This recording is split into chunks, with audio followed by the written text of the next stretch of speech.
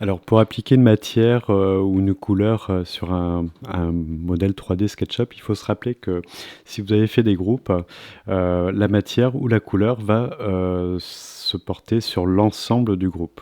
Alors, je vous montre un exemple avec la palette matière. Donc, la palette matière, vous la trouvez ici. À cet endroit, vous avez donc des matières différentes, des couvertures, des motifs, des pierres et des couleurs. Alors je garderai les couleurs, par contre pour les matières, je montrerai dans un deuxième temps comment les importer, plutôt pour pouvoir choisir exactement la matière que vous voulez. Pour les couleurs, voilà, donc on va voir ceci. Alors, il faut savoir que c'est assez limité, mais vous pouvez, comme nuancier, vous pouvez par contre faire édition. Ici, vous voyez, vous avez un onglet édition qui vous permet d'accéder à la roue chromatique ou aux valeurs TSL, teinte, saturation, luminosité, RVB. TSL, c'est le plus simple à utiliser puisque vous choisissez ici exactement la teinte que vous voulez, la saturation et la luminosité. Donc c'est le moyen le plus simple de choisir une couleur. Donc voilà, bon, je vais choisir, j'ai pas d'idée précise de la couleur, voilà, je vais prendre un vert un peu pâle comme ça. Alors, ce que je disais par rapport à une matière, bon, déjà, vous pouvez vous l'enregistrer en vous créant une matière ici pour la sauvegarder. Si vous prenez cette matière, donc si vous cliquez sur la vignette ici, vous voyez que en fait l'ensemble, les murs étant groupés, c'est le mur complet qui prend la couleur.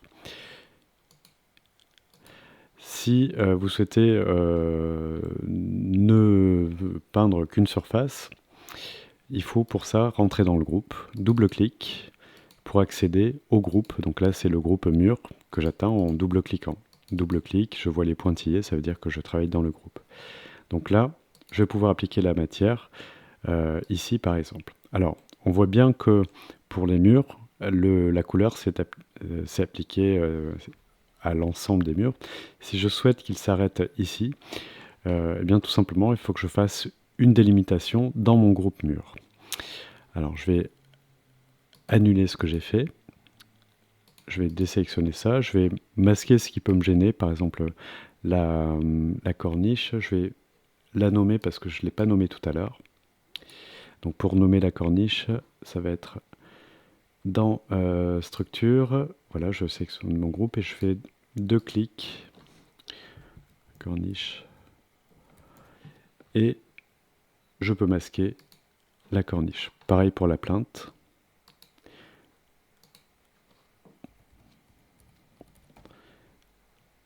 Et je masque. Voilà. Voilà. J'essaie d'être le moins gêné possible pour appliquer mes surfaces. Alors, je reviens sur ce que je disais, donc sur les matières. Donc, le panneau matière, si vous ne l'avez pas, vous le trouverez dans le menu fenêtre palette par défaut. Donc, il faut qu'il soit coché pour arriver ici. Donc, on a vu que pour les couleurs, vous pouvez les fabriquer vous-même selon différents modèles. TSL étant le plus simple, puisque vous choisissez la couleur, la saturation et la luminosité. C'est le plus simple pour élaborer une couleur. Donc, il faut bien rentrer dans le groupe pour pouvoir appliquer une couleur sur une surface. Et si vous voulez délimiter, édition annuler colorier, il vous faut tracer une ligne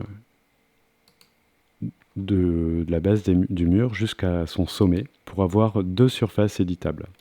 Donc là, je vais pouvoir appliquer ma couleur seulement sur ce mur. Voilà. Rappelez-vous que si jamais vous n'avez pas enregistré votre couleur en faisant créer une matière, vous pourrez toujours la retrouver si par exemple vous voulez l'appliquer sur cette portion de mur. Donc là, c'est le même schéma, hein. Donc je rentre dans le groupe, double-clic et j'ai les pointillés du groupe qui apparaissent. Je vais créer un mur aussi vert à cet endroit, donc je fais une démarcation. Donc si vous avez perdu la couleur, bon, par exemple vous avez choisi entre-temps une autre couleur, vous souhaitez retrouver une couleur que vous avez déjà utilisée dans le projet. Cette fois-ci, vous utilisez l'échantillonnage. Vous cliquez ici pour avoir la couleur prête à l'emploi. Voilà, ça évite d'aller chercher l'échantillon de couleur si vous ne l'avez pas enregistré. Voilà pour les couleurs. Alors pour aller un petit peu plus loin par rapport au module édition dont je vous ai parlé, vous avez ici, donc on a vu le modèle TSL qui est le plus simple pour élaborer la couleur. Vous pouvez à cet endroit, on verra un peu plus tard comment charger une texture aussi, charger une texture dans votre matière. Vous pouvez gérer aussi l'opacité de votre matière à cet endroit. Donc vous voyez que les zones deviennent transparentes. Alors si on voit du orange apparaître, c'est parce que la surface à l'intérieur est orange. C'est pour ça qu'on voit ce orange apparaître. Voilà, donc bien savoir que vous avez des catalogues de matières, mais que pour n'importe quel élément, par exemple là je prends les métaux, vous allez pouvoir éditer. Alors là, comme il y a une texture, il va falloir utiliser une texture pour ça, donc on verra ça dans un deuxième temps. Voilà, dans le panneau matière, vous avez ici possibilité d'accéder à une collection, c'est-à-dire que vous pouvez créer vous-même vos propres collections de matières et de couleurs à cet endroit.